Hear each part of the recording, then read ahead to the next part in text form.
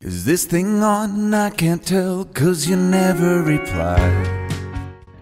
Hello mga kapudi! Kamusta kayo? Ako si Red Quaresma at welcome back sa aking channel. At kung bago pa lang kayo sa aking channel, huwag niyong kalimutan na mag-subscribe at sipahin na rin yung tiny bell button sa baba para updated kayo kung meron ako mga bagong video na i-upload dito sa aking channel. You know, at para sa video ito, magti-taste test na naman tayo guys. Meron akong nakita sa supermarket na pagkain na naman guys, kaya nagka-interest ako na bilhin ito at gawan siya ng review. So ito nga guys, yung Star Nutri Meats Ulam Kare-Kare.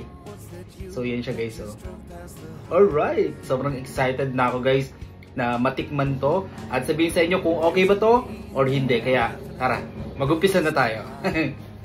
Alright, meron na ako ditong naka-ready na kanin guys. Ang ingay ng tricycle na dumadaan. Buksan natin. Amoy kare-kare siya guys. Siyempre kare-kare. Tapos ganyan siya. Yan. Dali. Ilalapit ko sa inyo guys para mas makita nyo ng yung laman niya. Yung mismong nasa lata. Inuubo ako guys. May ikon pa ako. May plema pa ako. So ganyan siya guys yung laman niya. Then ibubuhos ko na siya, ilalagay ko siya sa aking plato. Ito na.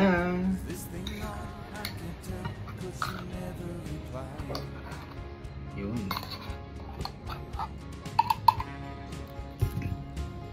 Dali. Pakita ko sa inyo guys ulit. Akala ko may ikon siya guys, yung parang buo-buong gulay, ganun siya. Parang hiniwa-hiwa na siya ng maliliit. Ganyan siya guys. Yan. Diba, maliliit na hihiwa niya. So tara, taste test natin. Alright. Na-excite ako.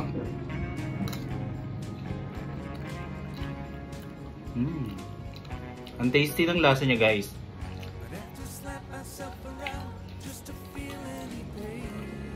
May meat akong nakakain.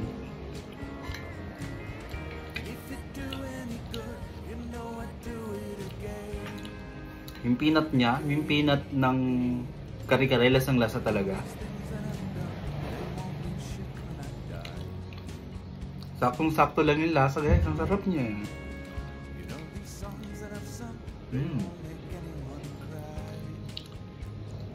May langaw.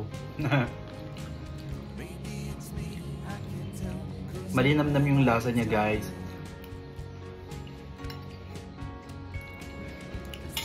May langaw, nakikisali si langaw.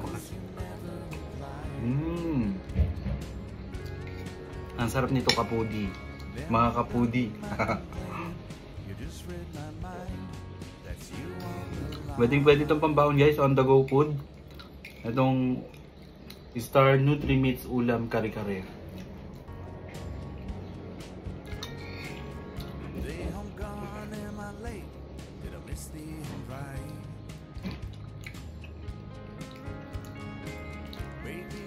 Actually parang one siya guys. Alam niyo yung laman ng tuna fish, parang ganun lang din siya na kare-kare siya.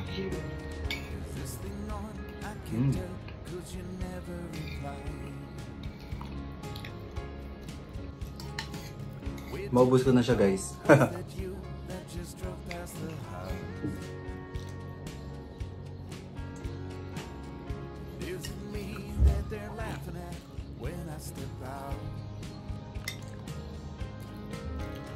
Wala pa akong nakukuha guys, nakukuha na vegetable. Yung sauce niya, ganun, lasang peanut. But yung laman niya, yung pinaka-meat niya talaga, is para siyang yung chunks ng tuna fish.